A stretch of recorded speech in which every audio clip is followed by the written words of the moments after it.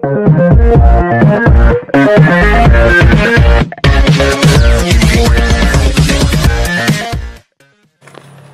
ini kita akan membahas besaran dan satuan. Pernahkah kalian mengukur suatu benda dengan satuan jengkal, depak, atau tumbak? Misal, terdapat 3 siswa sedang mengukur meja yang sama dengan menggunakan jengkal tangan mereka. Diperolehlah hasil panjang meja tersebut sebagai berikut. 6 jengkal untuk Andi, 5 jengkal untuk Emil, dan 7 jengkal untuk Erdo. Coba kalian pikirkan, mengapa hal tersebut bisa terjadi meskipun ketiganya mengukur meja yang sama. Sama halnya dengan depak dan tumbak, satuan tersebut pasti akan memberikan hasil yang berbeda dari setiap orang. Oleh karena itu, satuan tersebut tidak digunakan secara umum karena menghasilkan besar yang berbeda dan hanya dipakai di suatu daerah tertentu. Satuan tersebut disebut sebagai satuan tidak baku. Jika ada satuan tidak baku, tentu saja ada satuan baku yang berlaku secara umum, disepakati oleh semua orang dan menghasilkan besar yang sama. Untuk benda yang sama, dimanapun dan oleh siapapun. Satuan yang termasuk satuan baku diantaranya kilometer, hektometer, dekameter, meter, sentimeter, milimeter, liter, mililiter, kiloliter, mil, yard, kilogram, miligram, dan sebagainya. Satuan baku yang telah disebutkan di atas beberapa masuk ke dalam sistem internasional atau sistem SI, diantaranya meter, kilogram, sekon, ampere, kandela, mol, dan kelvin.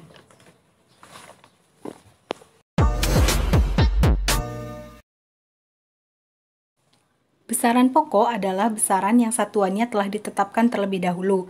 Terdapat 7 besaran yang termasuk ke dalam besaran pokok, diantaranya panjang dengan satuan SI meter, massa dengan satuan SI kilogram, waktu dengan satuan SI sekon, suhu dengan satuan SI-nya Kelvin, kuat arus dengan satuan SI-nya ampere, intensitas cahaya dengan satuan internasionalnya kandela, dan jumlah zat dengan satuan internasionalnya mol. Besaran-besaran pokok ini sangat penting untuk kalian pahami. Besaran turunan adalah besaran yang satuannya diturunkan dari besaran-besaran pokok penyusunnya. Berikut ini ada beberapa besaran turunan yang diturunkan dari besaran pokok, diantaranya luas, kecepatan, percepatan, dan sebagainya. Contohnya yang pertama ialah luas yang merupakan perkalian dari panjang kali lebar.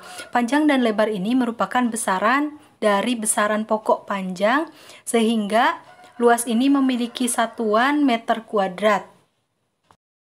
Contoh selanjutnya ialah besaran turunan gaya yang merupakan perkalian dari massa dan percepatan. Massa ini merupakan besaran pokok dari massa dan percepatan ini merupakan besaran pokok dari panjang dan waktu. Sehingga gaya ini merupakan besaran turunan dari besaran pokok panjang, massa, dan waktu dengan satuan kilogram meter per sekon kuadrat.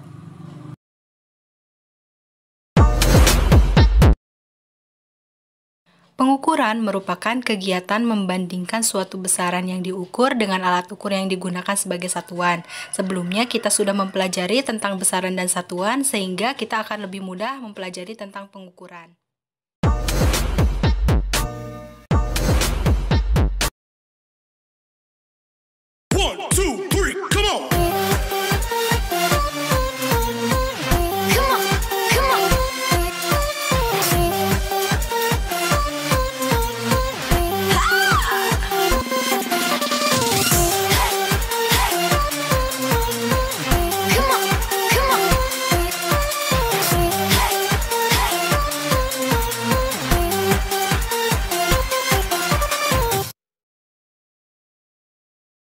One, two.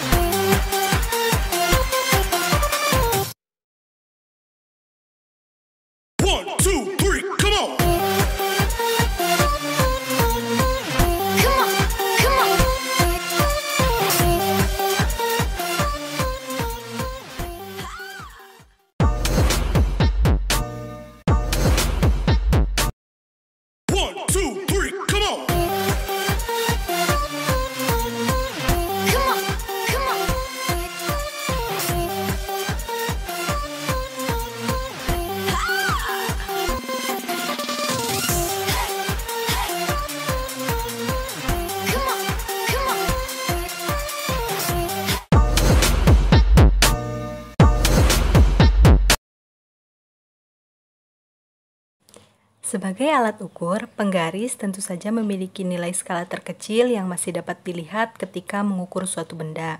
Seperti yang telah kalian lihat sebelumnya ketika kalian mengukur menggunakan penggaris, nilai skala terkecil dari penggaris ini ialah sebesar 1 mm.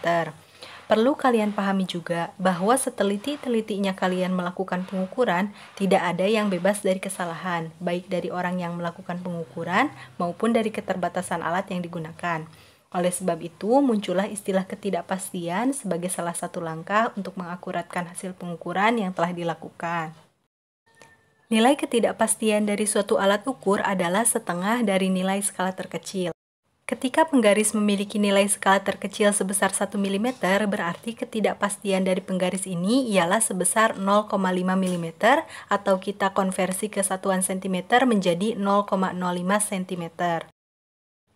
Mari kita coba untuk mengukur panjang dari sebuah krayon dengan menggunakan penggaris. Ternyata diperoleh panjang krayon tersebut adalah sebesar 2,2 cm.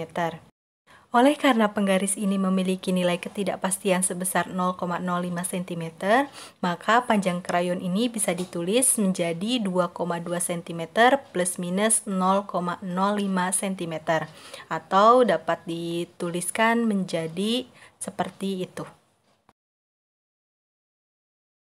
Sama halnya seperti pengukuran pada sebelumnya, berarti panjang kotak ini ketika diukur dengan menggunakan penggaris dapat kita tuliskan menjadi 2,5 cm plus minus 0,05 cm. Untuk panjang kayu yang diukur dengan menggunakan penggaris ini berarti bernilai 3,7 cm plus minus 0,05 cm. Untuk kasus seperti ini, ketika ada sebuah krayon yang diukur dengan menggunakan penggaris tetapi tidak dimulai dari skala 0, maka kalian bisa mengurangi skala akhir dikurangi dengan skala awal, di mana skala akhirnya 5 dikurangi 2 berarti panjang dari krayon ini 3 cm, plus minus 0,05 cm.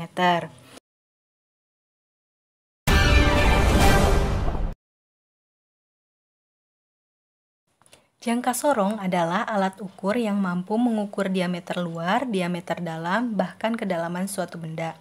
Jangka sorong memiliki rahang atas dan rahang bawah yang digunakan untuk mengukur diameter benda. Terdapat dua skala pada jangka sorong, yaitu skala utama dan skala nonius. Skala nonius inilah yang dapat digerakkan sesuai dengan ukuran benda yang diukur. Jangka sorong memiliki nilai skala terkecil sebesar 0,1 mm atau 0,01 cm, sehingga ketidakpastiannya adalah setengah NST sebesar 0,005 cm.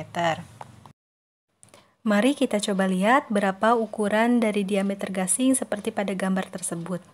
Untuk menentukan diameter gasing pada skala utama, coba kalian perhatikan nilai dari skala utama yang ditunjukkan sebelum angka 0 pada skala nonius.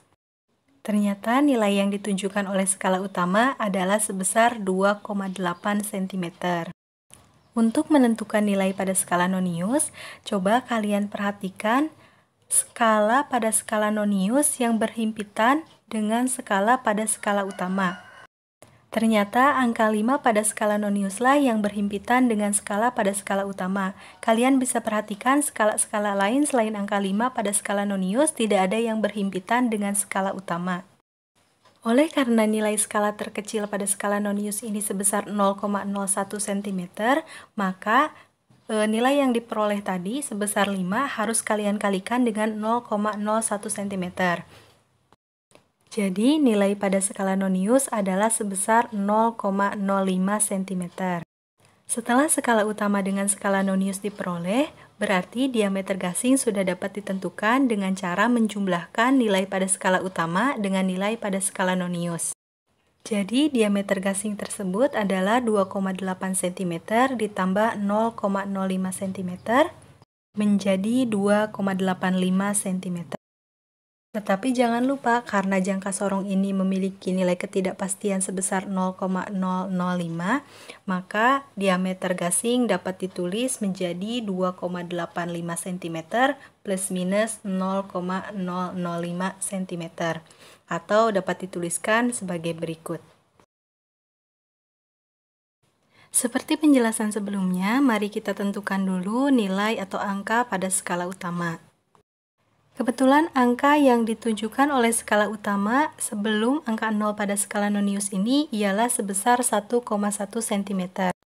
Jadi sudah dapat diketahui bahwa panjang dari baut ini pada skala utama adalah sebesar 1,1 cm. Kemudian kita harus menentukan nilai pada skala nonius dengan cara mencari skala yang berhimpit antara skala nonius dengan skala utama. Berdasarkan gambar tersebut, ternyata skala yang berhimpit ditunjukkan oleh angka 7 pada skala nonius.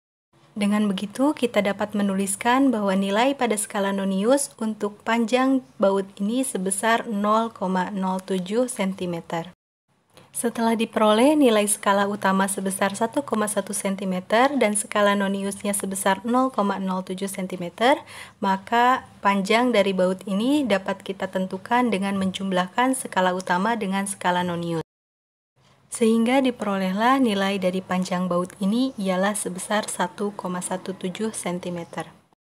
Dengan begitu, kita dapat menuliskan panjang baut ini secara lengkap dengan cara menuliskan panjang baut sama dengan 1,17 cm plus minus 0,005 cm. Seperti sebelumnya, pengukuran dengan menggunakan jangka sorong, nilai yang ditunjukkan oleh skala utama di sini adalah sebesar 1,9 cm. Kemudian untuk skala yang berhimpitan antara skala nonius dengan skala utama ditunjukkan oleh angka 8 pada skala nonius. Dengan begitu, nilai pada skala nonius tinggal dikalikan dengan 0,01 yaitu sebesar 0,08 cm. Setelah diperoleh nilai skala utama sebesar 1,9 cm dan nilai pada skala nonius sebesar 0,08 cm, maka diperolehlah hasil pengukuran sebesar 1,98 cm. Hasil pengukuran dapat ditulis lengkap dengan nilai ketidakpastiannya menjadi 1,98 cm plus minus 0,005 cm. Untuk kasus yang ini, kita lihat nilai atau angka yang ditunjukkan pada skala utama adalah sebesar 11 cm. Dan skala yang berhimpit antara skala utama dengan skala nonius berada pada angka 2 di skala nonius. Sehingga untuk nilai skala nonius adalah sebesar 0,02 cm. Setelah diperoleh nilai dari skala utama sebesar 11 cm dan nilai pada skala nonius sebesar 0,02 cm, maka diperolehlah hasil pengukuran sebesar 11,02 cm plus minus 0,005 cm. Pada gambar jangka sorong yang ini, skala utama ditunjukkan oleh angka 0,8 cm dan skala nonius yang berhimpitan dengan skala utama ditunjukkan oleh angka 5 pada skala nonius, sehingga nilai pada skala nonius adalah sebesar 0,05 cm. Dengan menjumlahkan nilai pada skala utama yang sebesar 0,8 cm dengan nilai pada skala nonius sebesar 0,05 cm, diperolehlah nilai hasil pengukuran sebesar 0,85 cm plus minus 0,005 cm. Pada kasus yang ini, angka yang ditunjukkan pada skala utama sebelum angka 0 pada skala nonius adalah sebesar 7,7 cm. Kemudian, skala nonius yang berhimpitan dengan skala utama ditunjukkan oleh angka 5 pada skala nonius, sehingga nilai pada skala nonius adalah sebesar 0,05 cm. Dengan menjumlahkan nilai pada skala utama dengan skala nonius sebesar 7,7 cm ditambah 0,05 cm, maka diperolehlah hasil sebesar 7,75 cm plus minus 0,005 cm.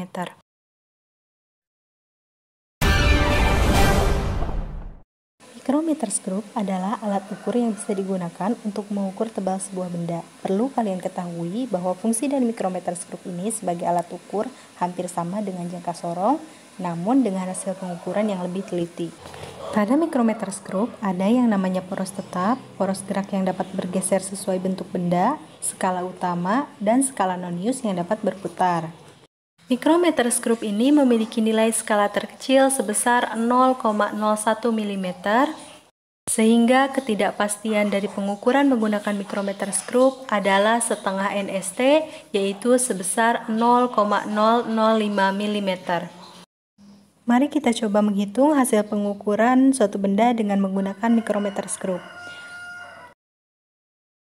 Untuk menentukan hasil pengukuran suatu benda dengan menggunakan mikrometer skrup, mari kita tinjau angka yang ditunjukkan pada skala utama. Ternyata nilai yang ditunjukkan oleh skala utama itu adalah bernilai 6,5 mm. Nilai 6,5 mm ini diperoleh dengan melihat nilai atau angka pada skala utama yang ditunjukkan sebelum skala nonius. Setelah itu, mari kita lihat angka atau nilai yang ditunjukkan oleh skala nonius. Cara menentukannya, coba kalian perhatikan skala pada skala nonius yang berhimpitan dengan batas skala utama. Bisa kalian lihat pada skala nonius ternyata tepat berada pada angka 34. Oleh karena nilai skala terkecil pada mikrometer skrup ini bernilai 0,01, maka angka yang ditunjukkan oleh skala nonius yaitu sebesar 34 harus dikalikan dengan 0,01 menjadi 0,34 mm. Setelah nilai pada skala utama sebesar 6,5 mm diperoleh dan nilai pada skala nonius sebesar 0,34 mm diperoleh, maka nilai hasil pengukuran bisa diperoleh dengan menjumlahkan nilai pada skala utama dengan nilai pada skala nonius, yaitu sebesar 6,84 mm. Dengan memasukkan ketidakpastian dari hasil pengukuran menggunakan mikrometer skrup, yaitu sebesar 0,005 mm, maka hasil pengukurannya secara lengkap dapat ditulis menjadi 6,84 mm plus minus 0,005 mm. Selanjutnya, dengan cara yang sama seperti sebelumnya, mari kita lihat angka pada skala utama ternyata bernilai 2,5 mm. Kemudian skala nonius yang berhimpitan dengan garis batas skala utama yaitu sebesar 25 akan menghasilkan nilai skala nonius sebesar 0,25 setelah dikalikan dengan nilai skala terkecil pada mikrometer skrup. Hasil pengukurannya dapat kita tentukan dengan menjumlahkan nilai pada skala utama dengan nilai pada skala nonius yaitu sebesar 2,5 mm ditambah 0,25 mm. Sehingga hasil pengukurannya adalah sebesar 2,75 mm plus minus 0,005 mm. Coba perhatikan satu skala pada skala utama itu bernilai 1 sehingga angka pada skala utama itu ditunjukkan oleh angka 8 sehingga memiliki nilai 8 mm. Angka pada skala nonius yang berhimpitan dengan garis batas pada skala utama yaitu 16 sehingga dengan mengalihkan 16 terhadap nilai skala terkecil mikrometer skrup yaitu 0,01 diperolehlah nilai skala nonius sebesar 0,16 mm. Dengan menjumlahkan nilai pada skala utama dan skala nonius yaitu sebesar 8 mm dengan 0,16 mm, diperolehlah hasil pengukuran sebesar 8,16 mm. Sehingga secara lengkap hasil pengukurannya adalah 8,16 mm plus minus 0,005 mm. Contoh yang terakhir untuk mikrometer skrup, mari kita lihat skala utama itu menunjukkan angka 2,5 mm. Kemudian pada skala nonius yang berhimpitan dengan garis batas skala utama yaitu 27 sehingga dengan mengalihkan 27 dengan 0,01 diperolehlah nilai pada skala nonius sebesar 0,27 mm.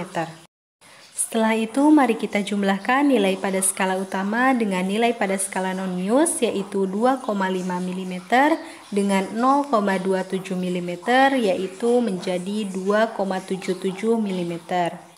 Hasil pengukuran secara lengkap dapat ditulis menjadi 2,77 mm plus minus 0,005 mm.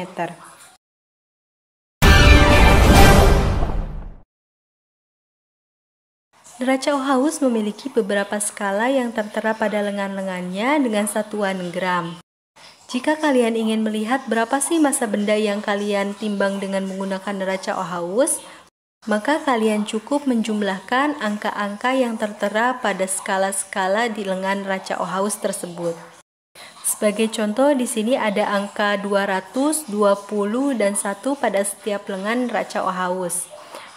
Berarti dengan menjumlahkan ketiganya yaitu sebesar 221, maka dengan menambahkan satuan gram diperolehlah massa benda yang kalian timbang dengan menggunakan neraca Ohaus, yaitu sebesar 221 gram. Selanjutnya ada neraca 3 lengan yang telah menunjukkan angka-angka pada suatu benda yang ditimbang. Dengan menjumlahkan angka-angka pada setiap skala tersebut, yaitu 400 ditambah 30 ditambah 7, maka diperolehlah hasil pengukuran terhadap massa benda tersebut sebesar 347 gram. Hasil penjumlahan angka-angka dari setiap skala tersebut yaitu sebesar 300 ditambah 90 ditambah 3,3, maka diperolehlah hasil pengukuran terhadap massa tersebut sebesar 393,3 gram. Selanjutnya ada neraca 4 lengan yang hasil pengukurannya jauh lebih teliti dibandingkan dengan neraca 3 lengan. Sama seperti neraca 3 lengan, untuk menentukan massa dari suatu benda yang diukur dengan menggunakan neraca Ohaus tersebut, kita cukup menjumlahkan setiap skala yang ditunjukkan oleh lengan-lengan neraca Ohaus tersebut. Dengan menjumlahkan angka-angka pada setiap lengan neraca Ohaus tersebut, yaitu 100 ditambah 60 ditambah 2 dan ditambah 0,7, maka diperolehlah hasil pengukuran terhadap massa tersebut yaitu sebesar 162,7 gram.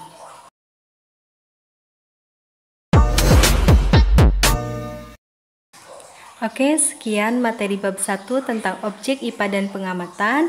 Jangan lupa like, komen, dan subscribe ya.